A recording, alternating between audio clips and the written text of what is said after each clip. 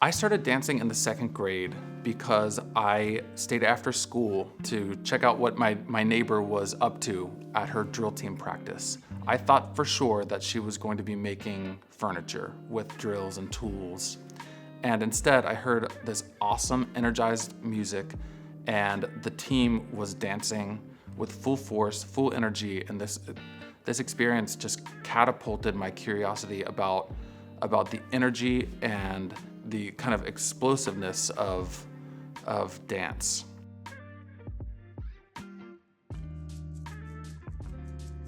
Hi, my name is Shane Omer. I am presently serving as an adjunct professor of contemporary and modern dance at the University of Cincinnati's College Conservatory of Music, as well as the resident director of the international hit show Rock the Ballet that's performing in Hamburg, Germany, summer 2024.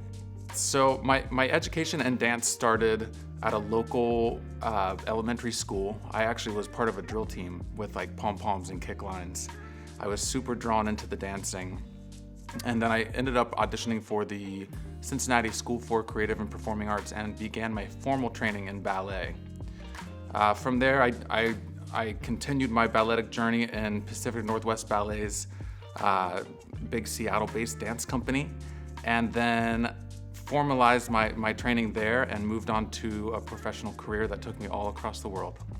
Dance is awesome because it exists in so many different spaces, and you could have a balletic focus that ends up throwing you on stage in a musical.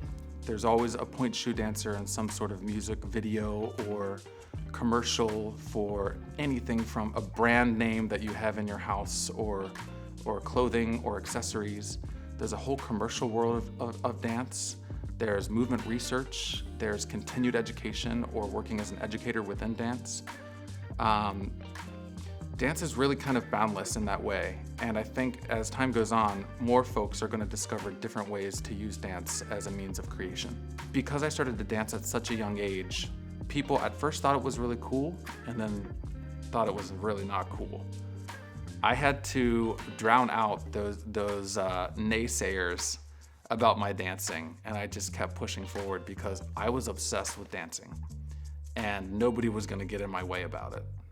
So whatever draws you in and whatever you find that you're identifying with as a dancer or a young artist, whatever the mode may be, listen to those intuitions.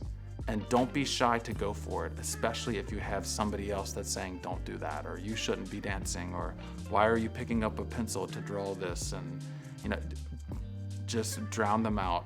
It doesn't matter. Stay true to yourself and continue to grow your authenticity about who you are as an artist. Students that want to broaden their skills in dance would be smart to get as close as possible to the beginning of a source. If you are curious about a specific technique, search out the dancers that either worked with that choreographer that developed the technique, or go to their intensive or their program, or try to find their content online so that you might be able to practice with as close to the source as possible. You want the real deal. And if you find something that's calling you and something that moves you, then go there and grab for the best of that information within its setting. One thing I know for sure about dance is that it is a mostly untapped medium for creation, be it architecture or other forms of art, especially with emerging technologies. Recently, there have been developments with choreo robotics. We know that technology is ever-changing. Of course, when I was young, we were just getting computers in the home. We did not have cell phones. Now, today, of course, everybody has a phone with them at all times. Computers are in everyone's backpacks. And what's more is there are technologies being developed where, let's say for farming, there are robots that go on in and harvest the lettuce or harvest the tomatoes, and somebody has to teach them how to move.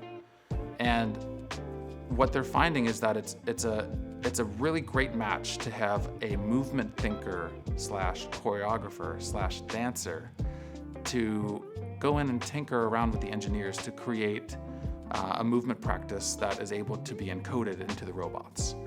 And so with that in mind, there's this crossover or hybrid blend within the technology space and dance. If you are tech curious, you might be able to go into a university and study dance and optical engineering and create, new technologies that are for augmented reality or virtual reality and more.